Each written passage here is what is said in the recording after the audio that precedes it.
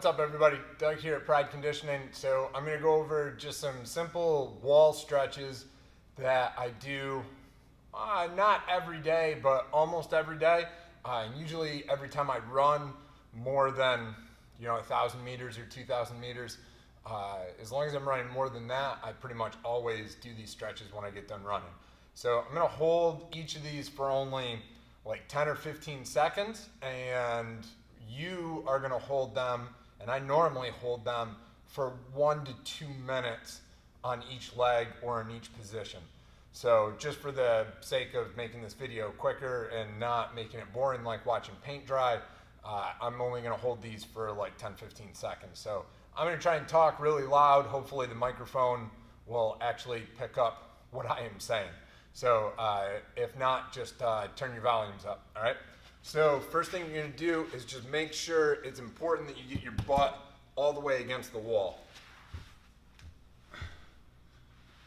All right, so just legs straight, butt down on the floor.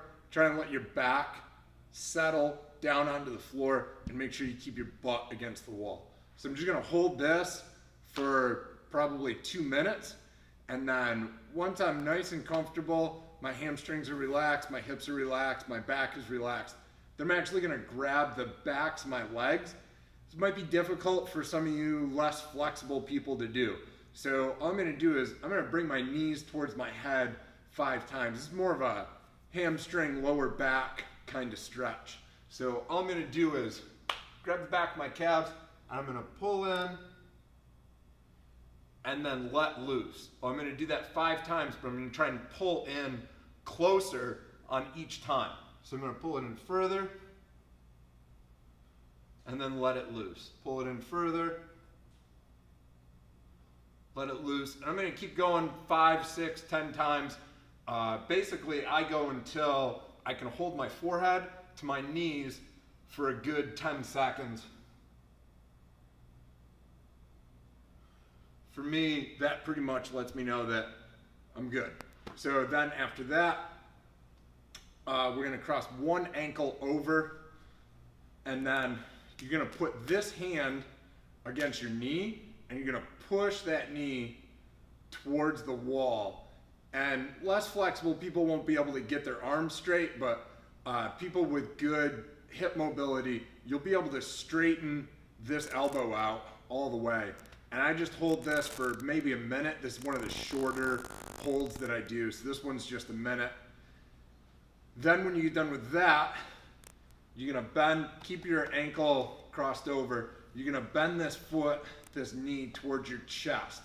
Now, if your butt, like my butt starts coming up off of the floor, really I should let this foot up the wall a little bit until my hip comes back down, but I actually like the stretch that this gives me on the other side with my butt just an inch off of the floor. It lets your weight start sinking.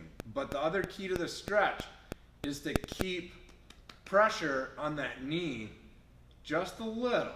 You don't have to put much on it, but you want to make sure that your hips are squared forward. So just keep a little bit of pressure on that knee.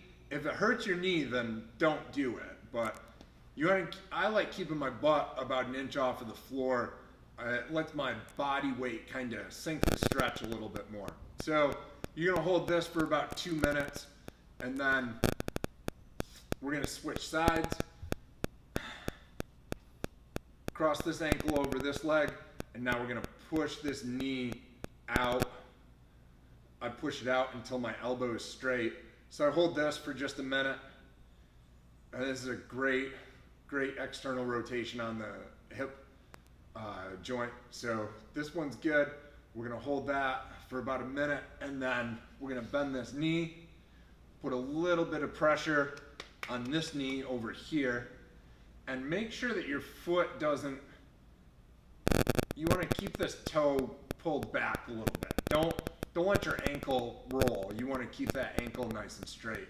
So we just let our weight underneath our butt start to sink us, and you'll feel this along here in the back of your hip and the side of your hip right here. Make sure just put a little bit of pressure on that leg and then let that weight just start to sink you. That's it, simple, simple. This one I hold longer. This is a good 2 minutes at least on this one. So then when we're ready, we put our legs back up straight. I can just kind of straighten them out a little bit for a minute. And then this stretch, because I have good hip flexibility, this stretch doesn't do a whole lot for me, but most of my people need this stretch, especially a lot of really tight runners. So you're gonna grab the shins and pull those knees down and then pull those feet down as far as you can get them. And you're just gonna sit here just like this for 2 minutes until you're nice and relaxed and those hips are nice and relaxed. Once we're good with this one for 2 minutes, legs back up straight again. I just shake these out a little bit, and then this one goes out to the side. So if you've ever torn your MCL on the inside of your knee, I have no MCL in my left knee. It's completely torn, and I've never had it replaced. So this one I have to be careful because just the weight of my legs, I can actually feel my knee starting to separate if I hold this too low or for too long. So this one I only do for about a minute, and you gotta make sure that your toes don't, you'll see that your toes will start to fall to the outside, and that will rotate your knees and also put pressure on your MCL. So you have to make sure that you keep your toes up on this. Don't let your toes fall. That'll put pressure on your knee. It doesn't really feel good. You should feel all of this right here in the adductors in the groin. And there's a great stretch if you've ever had groin problems. There's a wonderful stretch for that. So once we're good there, when I bring out of this, I actually hold my legs with my hands just to not put any pressure on the insides of my knees. I actually bring my legs up, a little bit of help with my arms. So that is it. I just did this stretch after I just got done running 4 miles. So my nose is super clogged, so I'm super nasally. So I apologize for sounding like dog shit on this video, but hopefully this helps you out. People with tight hips, people who run a lot, and people who still want to maintain some mobility and flexibility. Rehab and mobility work is one of the most important things, especially every year that you get older and you keep training more. You need to spend more time on rehab and mobility and physical therapy and taking care of your body as you beat the shit out of it all week long, especially people that work in an office. You sit at a desk all the time. People who travel for work, you're in sales, you know, you're doing travel, you're on a plane, trains, automobiles, all that bullshit. If you're sitting a lot during the day, this rehab mobility work is especially important before, during your warm-up, before your workout, and then after your workout too. So hopefully this helps you out.